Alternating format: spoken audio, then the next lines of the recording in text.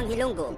Ayun, welcome back po ulit sa ating YouTube channel po mga kababayan, Luzon, Visayas at Mindanao. At siyempre sa ating mga OFW dyan, mega big love shoutout no, sa inyong lahat at magandang araw po sa inyong lahat.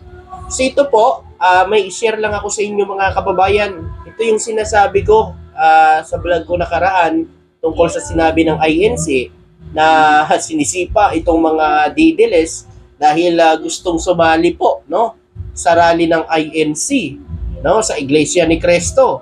So yung naging payag po ng pamunuan ng Iglesia ni Cristo, sabi sa mga didiles na gustong sumama sa rally po ng INC ay sinabihan po yung mga didiles na maghanap kayo ng araw, huwag kayong sumabay sa rally ng INC. Ay kasi gusto ho ng mga didiles na sumabay po sa rally po ng INC mga kababayan. Yung rally po ng INC mga kababayan ng Iglesia ni Cristo, para po yun for peace, no? Kapayapaan mga kababayan. Ngayon, gusto ho sakyan ng mga didiles kasi wala na ho sila wala na ho silang pantama no? Wala na silang magagawa. Hindi na talaga nilang kayang patalsikin ang PBBM mga kababayan. Biruin nyo na lang yung EDSA nila. Hindi rin pumatok. Ngayon mga kababayan, nag-announce po ang Iglesia ni Cristo, bigla ho nagbago yung mga utak ng mga didiles. Sinabayan po nila ang itong rally po ng Iglesia ni Cristo dahil suporta daw yan kay Vice President Sara Duterte. Pero nito lang, nagsalita po ang Iglesia ni Cristo. Hindi po totoo yun, mga kababayan.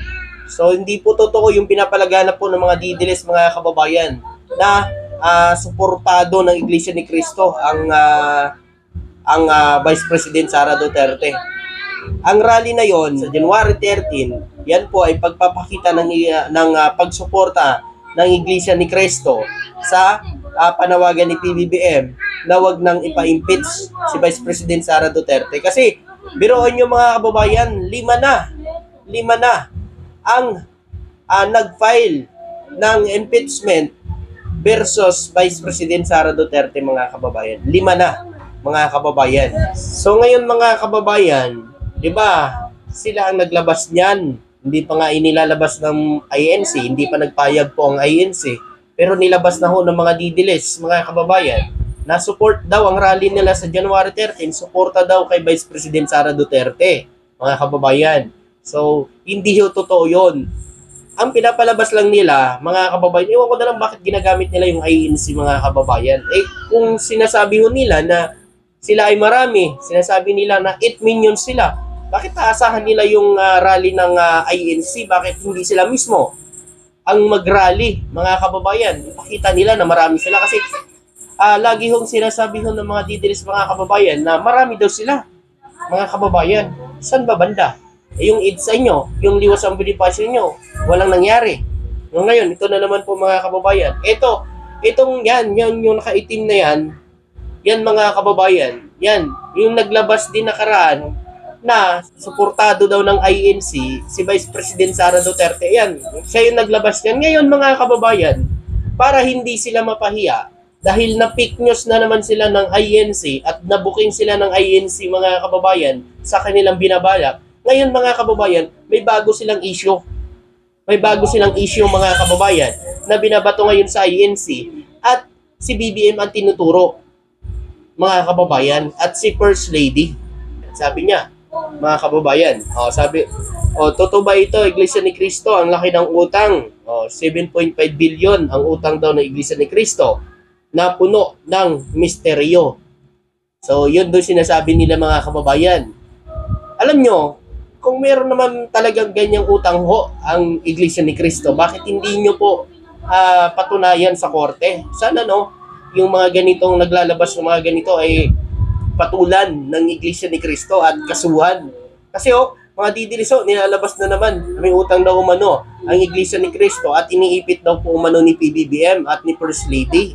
Mga kababayan, kaya daw nagbago ng isip. Mga kababayan, ang talino talaga ng mga didilis mga kababayan, gumawa ng kwento, Ngayon, kasi mga kababayan, nakita nila at narinig nila yung sinabi ng Iglesia ni Cristo, naghanap ngayon sila ng another idea o para malusutan nila yung ginawa nilang fake news at mapalitan nito ng bagong paninira sa ating PBBM. Ito ho ang ginawa nila mga kababayan.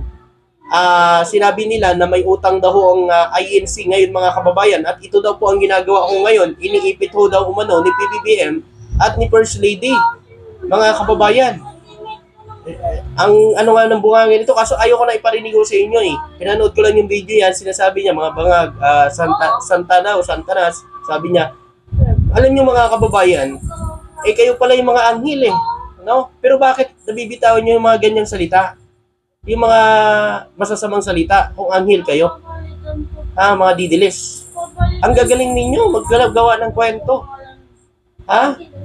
Alam niyo kung talagang proud kayo dyan sa amo nyo, i-vlog nyo lang kung ano ang nagagawa nila at i-vlog nyo lang kung ano pang nararapat. Hindi na manira pa kayo at kung ano-ano pa sasabihin ninyo. Pero inyo, si BBM, si First Lady, pinagsasabihan nyo ng mga masasamang salita, may mga pangalan naman yan. Ngayon mga kababayan, eto, napahiya kasi to mga kababayan, napahiya. Kasi nakaraan, sila po sino tong isa? Si Rosalinda, dalawa sila ni Rosalinda, ang unang-unang naglabas diyan na suportado daw umano ng Iglesia ni Cristo, si Vice President Sara Duterte. Kaya ang rally daw nitong January 13 ay support daw po yan kay Vice President Sara Duterte. Ngayon, nakarang araw lang nagsalita po ang INC na walang sinusuportahan dyan. Yan po ay peace rally at suportado ang gobyerno, si PBBM. Ngayon, bigla silang gumawa ng kwento at issue mga kababayan. Eto, siya sabi nila may utang daw umano ang INC at iniipit ni PBBM kaya nagkambyo daw ng pag-iisip mga kababayan. Wow, ang talino talaga ng mga didiles mga kababayan gumawa ng kwento. Mga kababayan, wala na ba kayong iba-vlog na nagagawa ng BP ninyo? Kaya ganun na lang ang gagawin ninyo. Bawat na lang isiraan ng gobyerno, pabagsakin si PBBM. So ayan mga kababayan, another issue na naman nila para malusutan ang ginawa nilang fake news. Ayan, utang na naman daw ng Iglesia ni Cristo, inipit daw ni PBBM, kaya nagkambyo ang INC. Sana makasuhan to ng INC mga kababayan para masampulan po yung mga taong ganito. Kasi biruin nyo, wala naman hong utang ang INC. Sinasabi ho ng mga INC mismo, member, na walang utang po ang INC mga kababayan. Yung pinapalabas nila na fake news ngayon. Ngayon yung mga didiles, sinakyan naman mga kababayan at si PBBM daw ang dahilan. Iniipit daw mga kababayan. Dahil ba napahiya kayo? Dahil na fake news na naman kayo? Tama? Paano kasi? Alamin nyo muna yung full details. Alamin niyo muna kung ano ba talagang nasa isip ng INC bago kayo maglapas ng mga ganyang mga news nyo. Sa kanilang mga paninira sa ating PBBM, wala naman silang napatunayan eh. Puro fake news talaga mga kababayan. Diba? Kung hindi nila kakakatkat yung video, gagawa sila ng issue, kwentong barbero para lang bulagin ang taong bayan, yung kanilang mga supporters, mga kababayan, para lang siraan ho si PBBM sa taong bayan. Diba? Ganun ho ang isip po ng mga didilis mga kababayan. Biruin nyo, ayan yung sinasabi nila may utang daw ang INC mga kababayan. Ba't din nila isampa sa kortehan kung meron talaga yan? Yung sinasabi nila. Kung meron talagang utang ang INC at kung meron pong kinalaman si PBBM dyan sa sinasabi ninyo, ba't di nyo kasuhan sila BBM? Hindi na magsasalita ka nung ganyan sa media. Para panira? Para malusutan nyo? Matakpan nyo ang ginawa yung fake news? Bakit napahiya ba kayo? Yun kasi, wag kasi puro fake news na lang ang alam ninyo. Magbalita din kayo ng totoo. Balita nyo rin kung ano ang nagagawa ng BP ninyo, hindi na kung ano-ano ang ginagawa ninyo. Kami, binabalita namin kung ano nagagawa ni PBBM, pero sinasabihan nyo kami fake news. Binabayaran ni PBBM para magbalitang ganyan. Di ba? Oh. Kaya nga sa mga kababayan natin, ang binabalita ko ito para ho sa mga naniniwala sa gobyerno at sa nagagawa ko ng gobyerno dito sa bansa natin, hindi ho para sa mga didilis na yan kasi wala ho sarado na mga utak ng mga didilis mga kababayan. So ito pa, mga kababayan. Eto, nakikita nyo yan? Ito, yan. Yan. Sara Duterte, sigaw ng bayan daw.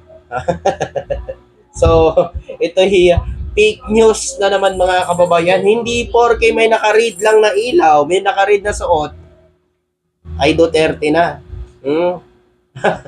Ayan. Na fake news ito, napanood ko ito mga kababayan. Ha? Hindi po yan mga politika. Hindi po politiko yan. Yung ginanap dyan. Ito. Fake ito. Event ito ng 23rd anniversary ng first Vita Plus. Ito pala ay mga kababayan ay anibersaryo ng Vita Plus mga kababayan. 100% sure ako yun. Babaeng nagsasalita ay president ng FBP. May video na mapapanood sa FB yung live video didilis. Pahiya na naman. Wala na bang supporters? Wala na bang followers? Puro na lang fake news yan. Makakita kayo ng mga naka-green. Naglalakad na maraming naka-green. Pati ba naman anniversary po ng Vita Plus? Aangkinin nyo na? O sige na. Sa inyo na yan. Grabe naman talaga itong mga didilis na. Wala na ba talaga? Meron pa ako naririnig dyan mga kabang habang binibidyo niya. Duterte. Sara Duterte. Ganun yung sigaw niya dun mga kababayan habang binibidyo yung ano. Hindi ko alam kung inedit o kung siya talaga yung nag-video mga kababayan. Yan pala yan mga kababayan ay yung sa Vita Plus anibersaryo mga kababayan. Ako po. Grabe naman talaga no. Ano nangyayari sa mga didilis mga kababayan? Ito, kinapsyon din ito na isa nating kababayan. Bakit ang event na ito ay katulad ng 23rd anniversary ng first Vita Plus? Search nyo sa FB. Napanood ko rin yan mga kababayan. Kaya hindi ko muna inano yan, talagang tiningnan ko muna kung totoo o hindi. Fake news yan mga kababayan. Hindi porke may naka-green ay support na kagad kay BP Sara. May mga naka-red din Kala ko nga yung yung rally pa dati ni PBBM at ni Vice President Sara Duterte kasi pula at saka red mga kababayan Pero nung nakano ko mga kababayan ay hindi, sabi ko iba to. Kung hindi party to, anniversary yung mga kababayan. Ano na, grabe naman kayo, pati ba naman yan? Papatulan ninyo? Wala na ba? Wala na ba yung supporters? Wala na ba talaga? Kaya maraming nagsisialisan sa inyo kasi siguro sawa-sawa nasa puro kapignasan na lang na ginagawa ninyo.